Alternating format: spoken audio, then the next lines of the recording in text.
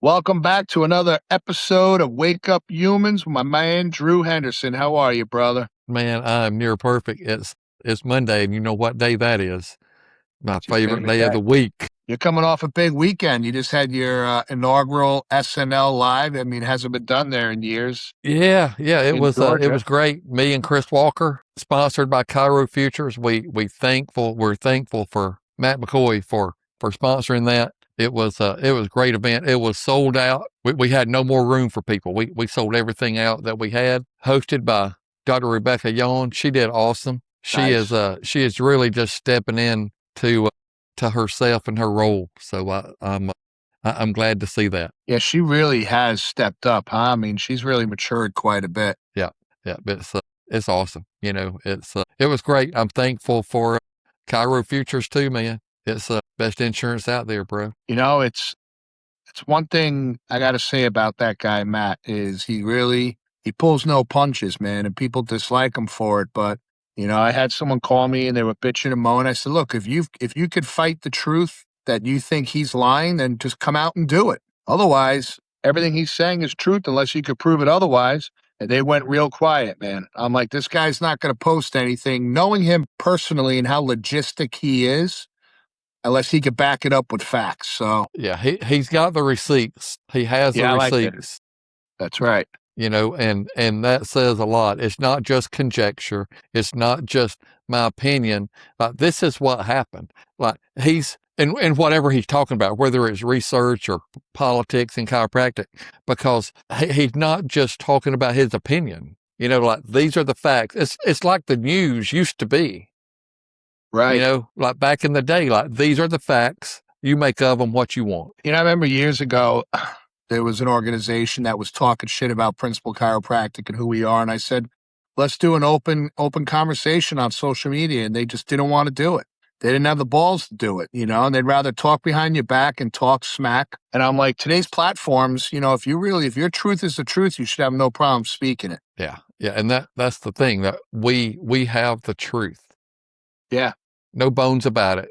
We have the Yeah. truth. That's it. It's Yes. chiropractic, not a therapy. It's not anything else. It is detecting and correcting the vertebral subluxation. That's right. Any word yet on the new next president of Life or the board or anything come out yet? I mean, they can't make a decision yet. I've not heard a thing, bro. Not a single word, not a peep.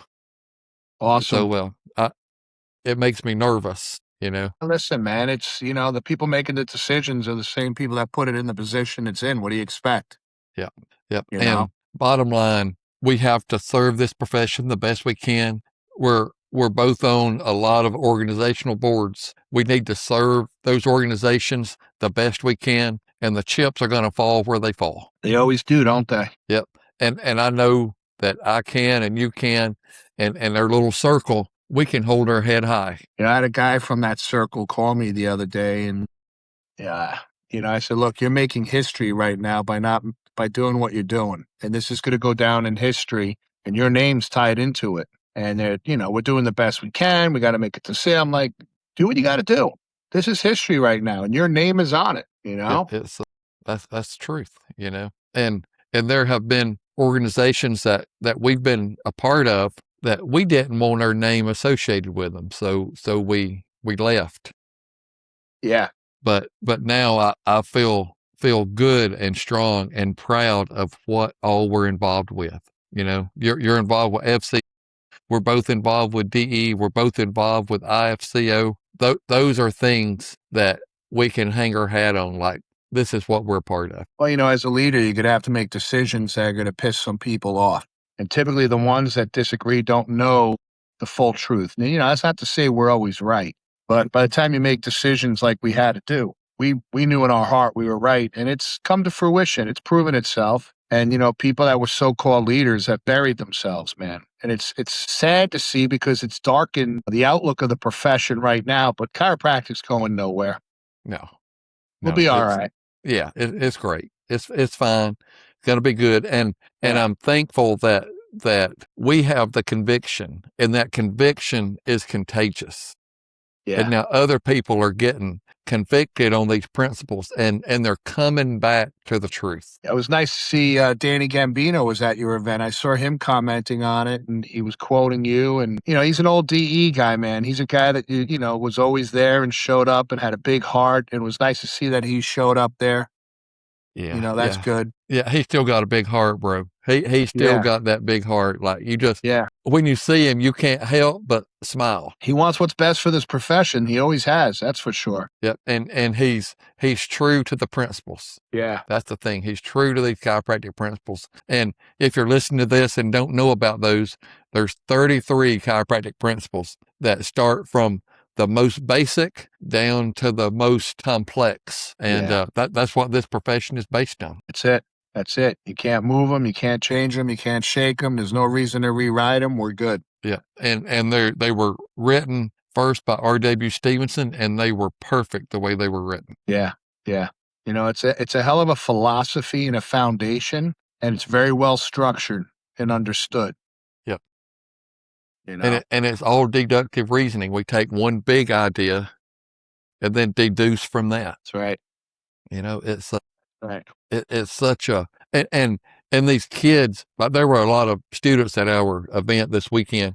It's so good to see these kids fired up. That's good to hear, man. What was Yeah, that man. like? What were the students? What was their energy like? Man, they were just. I mean, I get chills. You know me. I get chills, man. It was like I was talking to them beforehand. There were like 5 or 6 guys from Puerto Rico, and I was standing up. They were just sitting down, was waiting to eat and everything. And it almost felt like I was a bird giving the little baby birds like food to eat. They were just like locked in. Like, what do you think is the biggest change has happened since you've been in practice? Like, what about this? What about that? And I'm like, oh, man, this is what's changing lives right here. Yeah. There's definitely been and I don't know if it's because I'm older, Mm-hmm. and I've said it before, it's kind of like starting over in this practice in Florida, and I've got Dr. Christie with me. And I don't know if it's because I'm older, man, and my energy's different, but it seems to be like a shift in like people's behaviors, their psychology, and their commitment to life and themselves and their own culture. Mm-hmm.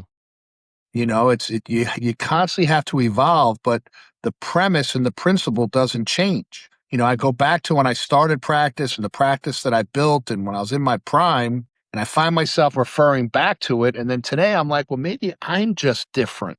We had a young kid visiting. He's going to Palmer, Florida. He's going to intern with us. And he came in to hang out Thursday, and just the energy was palpable. Mm-hmm. And I'm like, my energy's different now. I had that energy, but it's shifted now. It's gone bigger, political, more, more dialed in, focused, and not as wild. But I don't think that's a bad thing. And I think everyone, you talk about these students there, they're going to go through their transitions in time, 20, 25, 30 years after they've been in this thing. Their consciousness will shift too. And but the premise and the major premise does not change. No, it doesn't. And and that's one of the best things about this is that the principles are the same, but we've grown. And I don't know, and I'm still fired up. You're still fired up, but it's like sureness about these principles. We don't have to question the green books anymore. We just know what's in there is right. But we're not really battling over that anymore. But it's just that certainty and conviction that this is true. This is right. We need to find it, fix it, leave it alone, taking that from Gonstead, and move on. That's right. Over and over and over again. After you've had tens of thousands of hours of conversation, it's like, the shortest conversations when you can read between the lines and say, this is not worth my time. This is not a debate. I don't need the argument. Where in the past, all we did was argue and debate. We'd stay up to 2 a.m. just debating and arguing about, was universal intelligence God, and what is innate intelligence, and how do you prove it, and what is a subluxation, and who does the adjustment? Are we actually moving the bone, or is the innate moving the bone within the person? And, are you the doctor? Who's the doctor? And God, all these conversations that now I'm like, I don't need to have them anymore. I'd rather just teach about it.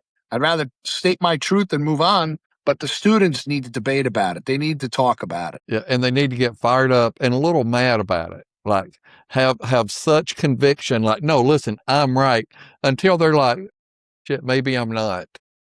Right. Let me rethink this, and like when we would debate in school, it was the whole gamut.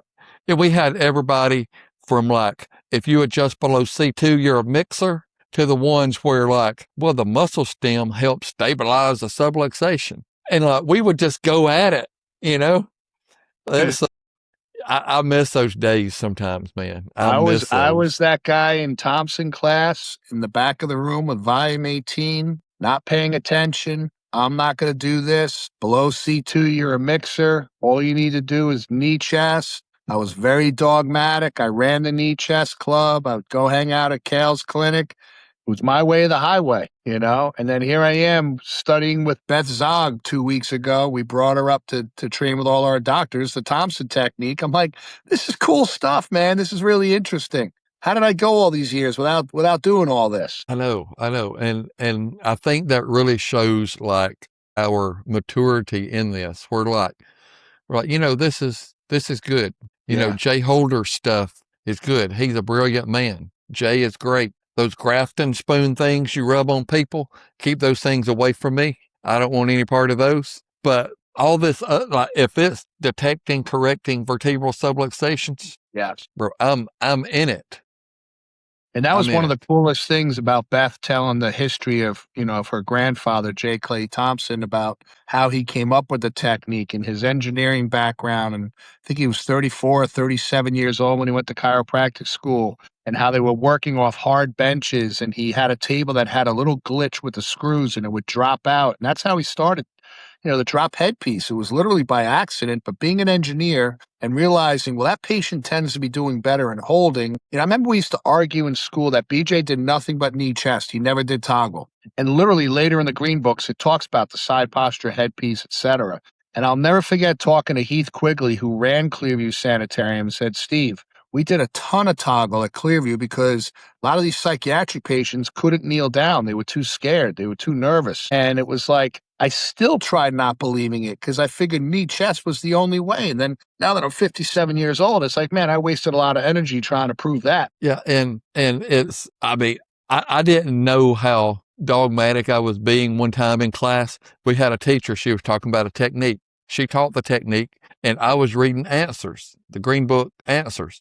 And in the back, there's all these questions. I was just reading that. Like, I'm listening to her enough, whatever. I'm focused on this. And she said something about, if BJ was here, he would be doing this technique today. And 2 pages before that, I just read that BJ answered, no, we don't do that technique because in the research clinic, because that's not the best. And I Right. was ignorant. I didn't know. I was just like, yes, ma'am.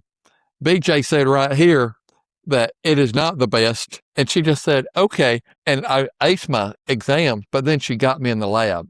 I should have kept my mouth shut. She failed me in the lab. I'm like, oh, she got me back. So the next Well, time I took the that's human class, ego. yeah. Yeah. And I didn't even really know I was being an ass about it. I mean, it was new to me. I was like, look, it's right here. Like, I just discovered this too. I thought she didn't know that, but I should have Yeah, just but kept my mouth and then shut. there's human nature in our profession. Like she could have just realized there's a student challenging me out of a book instead of I'm going to get him eventually. I'm going to use my power to get him and I'm going to get him in lab, which is exactly what happened. Instead of realizing you're just being a silly student, like I was making a point. Instead, she bottled it up and came after you later, which, I think that's one of the biggest problems we're seeing in, if you want to call it leadership, was all their past relationships and things that were done to each other and arguments. They all took it out on each other. Well, now you wake up and international organizations are falling apart, schools are in trouble. And it was just because, guys, it's like my turn. We're going to do it my way instead of working together. And I think that's the real big place we're at. It's like, let the student challenge us. Let the student call us out. Let's have an open discussion about it. And if I'm wrong, I'm wrong. If you're wrong, you're wrong. But I'm not going to prove you wrong just to fulfill my ego and then hurt you. So you got to retake a class. Yeah, Like and that's childish. yeah, and I've always said I reserve the right to change my mind anytime. I'm going to change my mind on a lot of stuff, and that's okay.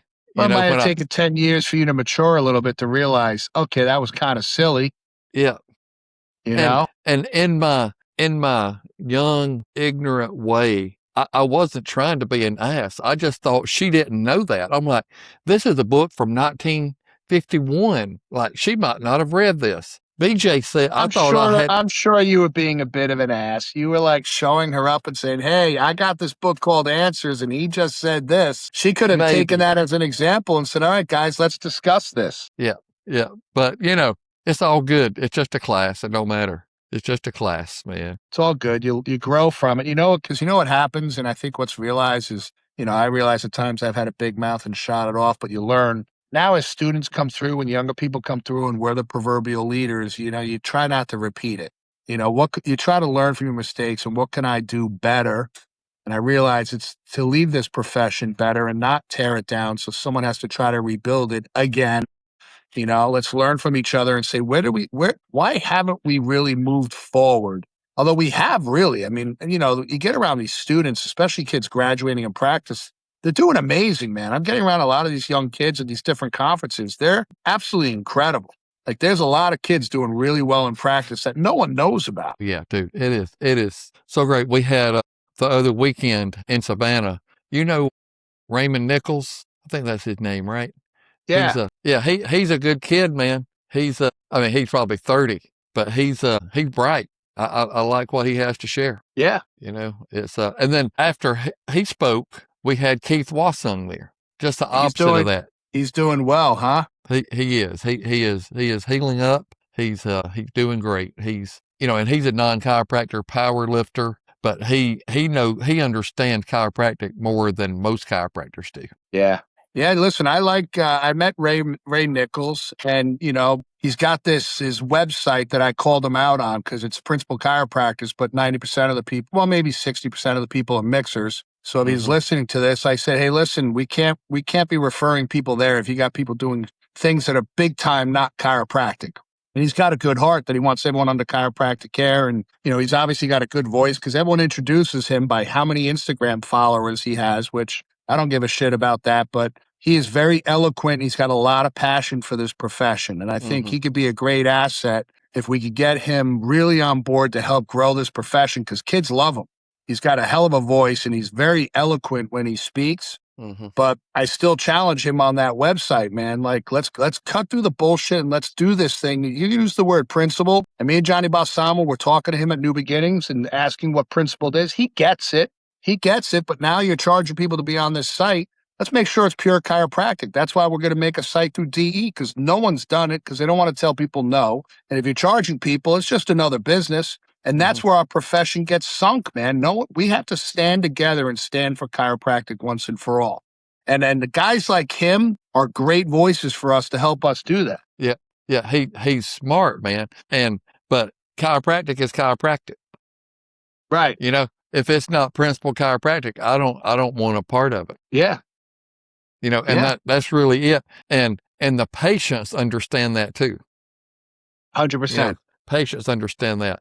It's see if I can find a message I got from an old patient. He was looking for I don't know if here it is. He's looking for a chiropractor in Indianapolis. It's hard for him to find one. He said, they wanted to put me on a treatment plan. I said, I don't need a treatment plan. There's no end goal other than to be well adjusted.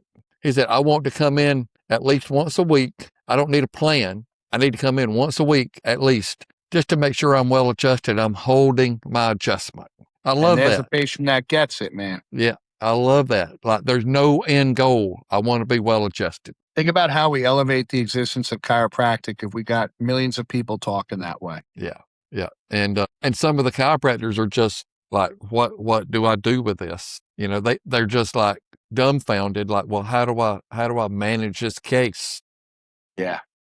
It's like you see him once a week, charge him a reasonable fee, check him for vertebral subluxation, correct it when there's necessary, move on.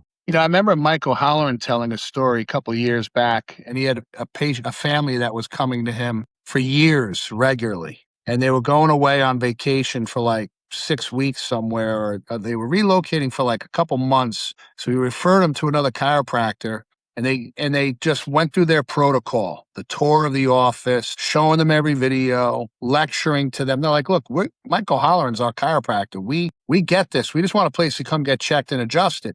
And then instead, they're like, "Well, we got to do it our way." They put them through it day one, day two, day three. Then they wanted to put them on 3 times a week for like 12 weeks.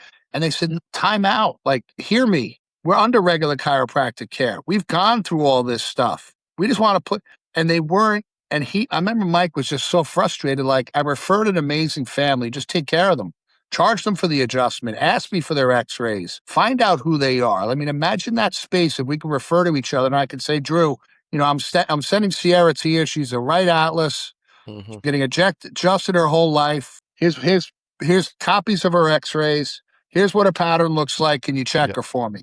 Yep. Done. Done. Done. That's it. That's Finished. it. Yeah.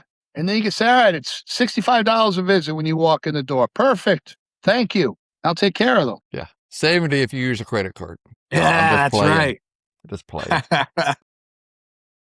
But it's and that's really how simple this thing is. Like we complicate it too much. It Yeah, is so simple, man. It is so simple. we have complicated it. We have complicated it. And it just doesn't need to be. Like, how would we take care of our family and loved ones? Just do that 150 times a day. I'll tell you what, man, it was fun working in the Connecticut office 2 weeks ago.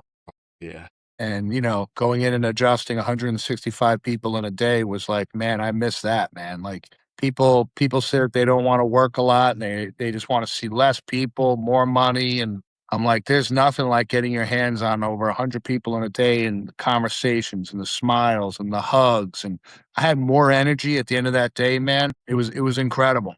It was incredible. Yeah, it was. It was, just to get back to that, because that's home for you. Like, that's your home base, So many memories in that building. And just to be back there, I know that had to feel good. Yeah, man. Listen, it was built from the ground up from 400 square feet to that. And it's, I know what it takes to get into it. And it's like being 57 years old. I could sympathize with people that are in these offices that aren't crushing it and they're starting and struggling, and that wears on you, man. You turn around and you see, 50, 60 people in a day. That's a lot for some people, but it's also, it'll sap your energy more than anything if you're standing around all day. And it all comes down to, if this principle is so big and the amount of changes we've seen in people's lives, which I think you and I have heard most of it at this point, then the masses should be flooding into chiropractors' offices. And the truth is, they're not yet, because we're just scattered with our message. The minute we get dialed in and all our voices start funneling together, and it's happening really on social media. You got more and more people talking simple truth. And, we have more patients watching these videos now. I've had people commenting all the time on it, how they love listening to it. And, they're going to see chiropractors now because of it, because they realize the simplicity of it. It doesn't have to be complicated. Mm-mm. No, and we mess it up by trying to make ourselves like the fancy doctor. We don't have to mess it up. See them, charge a reasonable fee, check them, adjust them when necessary, rinse and repeat. That's it. Nice and simple. But then you got to Nice deliver and the simple. goods, because if you're not really clearing them out, it don't matter. Well, it comes down to, you could stand over and watch someone. Are they checking someone, or are they just going through a routine and cracking? Mm-hmm. And you could tell the difference within 40 seconds of watching someone. You could tell, where the intention is. And I feel like the patients know that too. Mm-hmm. Yep. You know? And it's funny, like Dave, me and a little patient, we both got tears in our eyes. She brought her little baby in. He's probably 3 months old, I guess, 2 months old. He was a little bit early, and I was just talking to him. It was at the end of the day. I was just sitting there, like, just loving on him. He was just laughing, looking at me, talking about how long I've known his mama. And then she's like, how long have I been coming in? I'm like, how old are you? She's like, 27. And I'm like, so November will be 20 years. So y'all started coming in right when I opened. So you were like 7, and now she's bringing her baby, and she's a grown woman now. She's an accountant, and it's just like, damn, like, look at this.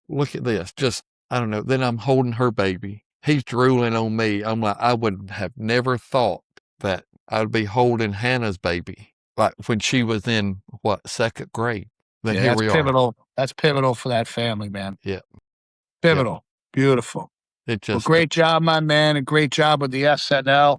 I'm heading out to Colorado this weekend, and then I think we're together the following weekend, right? Spartanburg, is that 2 weeks? yeah, that's not this weekend, but the next we're going to be in Sherman College of Straight Chiropractic, Spartanburg, Amen. South Carolina. Going to South have Carolina. yeah, DE intensive. Yeah, that's gonna be good, man. I'm looking forward to that. Man, I'm excited. I'm You got excited. a great crew. All right, brother, man. Love and appreciate you, pal. Yep. Keep Love y'all rocking too, it. man. We'll see y'all Yeah. soon. Ciao, man. God Bye. bless.